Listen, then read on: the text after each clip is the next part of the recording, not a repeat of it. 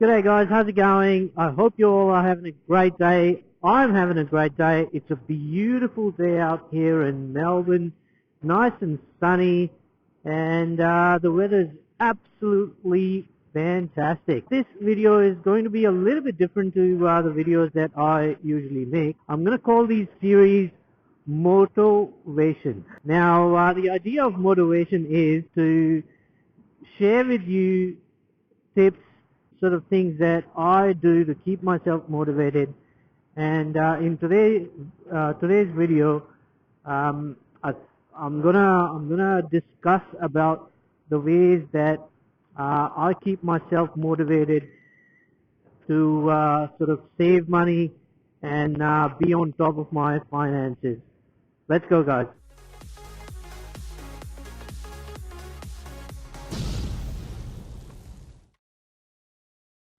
Alright guys, before I get started into the video, it's going to be I'll be sharing you just one tip today in terms of my preferred way of saving money and how I keep on top of my finances. And I want you guys to tell me whether you like these kind of videos or not. It'll really help if you hit that like button. If you want to learn more about just general motivation, how I keep myself motivated. So to keep yourself motivated, you need to make sure that you are financially free. Financial freedom is very important. Now I know financial freedom, some people say financial freedom is all about getting retired early and all that sort of stuff, and I agree with that. That is the real financial freedom. But what I'm talking about is, guys, being or having sufficient money on you all the time to sort of keep you going. And as soon as you run out of money, you feel demotivated. You feel like you're not doing the right thing.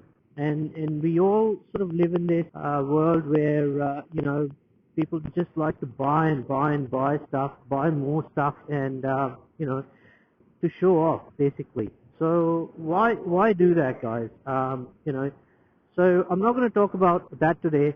But basically, if you want to get on top of your finances, the first thing you need to do is you gotta live below your means, right?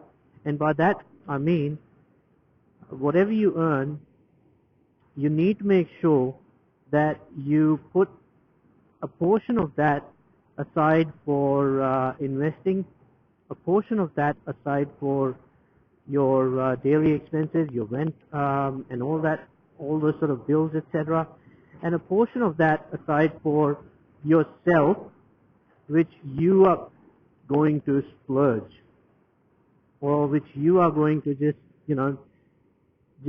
spend, basically. So the idea that I've got, this idea is actually not mine, guys. I'm not going to take responsibility for creating this idea. This idea, I got it from Scott Pape, who's the financial guru, and he's got that #1 best-selling book, Barefoot Investors. And I've been actually following his ways of saving money and investing and all that sort of stuff.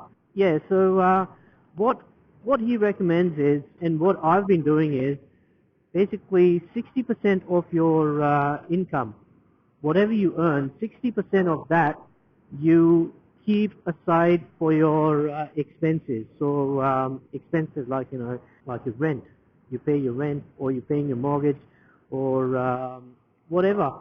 That was a cool bike. That was a cool trike, not a bike. Ooh, Ferrari. Jeez.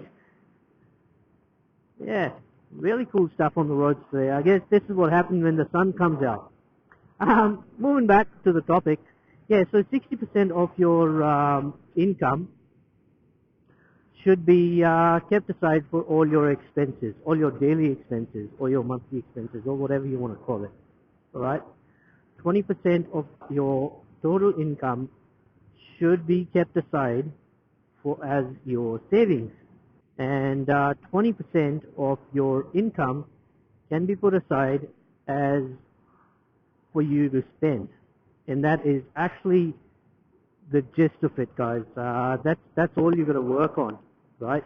Let me just give you an example. So if you earn $1,000 a week, you put $600 aside, pretty simple, $600 for your expenses, $200 for your savings investment, 200 bucks for your spending.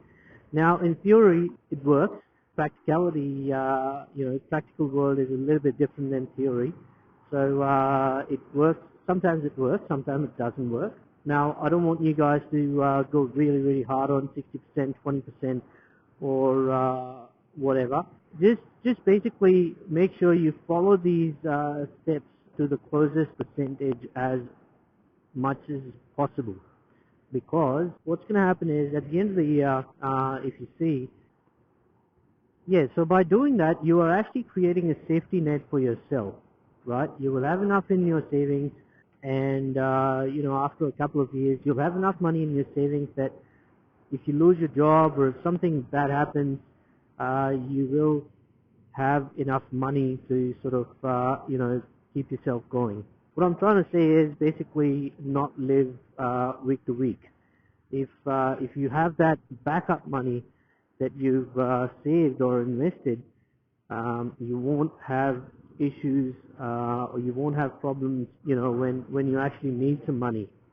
So there you go, guys. That was my number one tip. So 60-20-20, remember that. If you've got multiple accounts, that works even better because then you basically don't have to think about it, and you can do a direct transfer in your account when you get paid and all that sort of stuff. But all that you can figure it out yourself.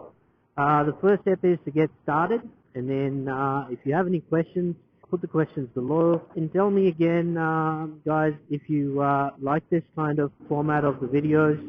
If not, then I'll shut up and I won't make any motivation videos anymore. But if you do like them, hit that like button and don't forget to subscribe to my channel.